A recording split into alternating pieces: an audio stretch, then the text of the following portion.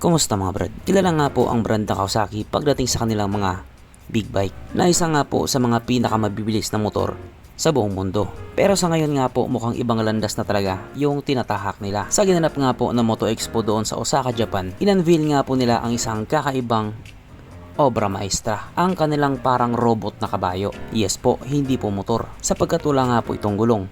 Pero meron itong mga paa. Hindi ko alam kung anong pumasok sa mga utak nila. Pero sa tingin ko papunta na talaga tayo sa panahon na robot na yung mga makakasalamuhan natin. Kung familiar nga po kayo doon sa Zoid, parang ganito nga po yung concept nila or yung idea nila. Isang robotic animal na pwedeng sakyan ng mga tao. Mukhang tatapusin na nga po nila yung era ng mga kabayo. Etong robotic animal nga po na ginawa ni Kawasaki ay may pangalang Corleo na meron nga po 150cc hydrogen engine. Yan nga po yung bagong engine na dinevelop nila. Well, obviously dahil ito nga po ay walang gulong, ito po ay tumatakbo na parang katulad nga po sa isang kabayo. Mahirap naman kung magpagulong-gulong yan. At siya nga po ay kayang tumakbo sa bilis na 25 kilometers per hour. At yung isang full charge naman niya ay kayang umabot ng 65 kilometer. So itong Corleo nga po nito ay dinisenyo hindi po para sa kalsada. Ito po ay para pang adventure. Ibig sabihin ito po ay pambundok na medyo may sablay lang po ng kaunti. Kasi nga paano pag nandoon ka na sa tuktok ng bundok tapos bigla siyang nalobat,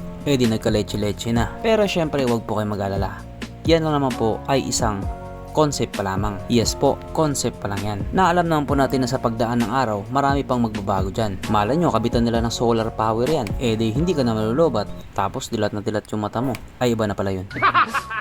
Sa ngayon nga pong nasa modernong panahon na tayo, wala na talagang imposible. Lahat ng imposible, pwede nang maging posible. Sa ngayon, hindi pa po malinaw kung kailan ba nila ilalabas ito. Pero syempre dahil nga po sa sobrang bilis ng innovation, malamang sa malamang ilalabas din nila yan ASAP. At dahil nga po in-unveil na nila yan, asahan nyo sa mabilis na panahon, may ilalabas na yung mga taga-China dyan. Baka maglabas na sila ng robot na dragon.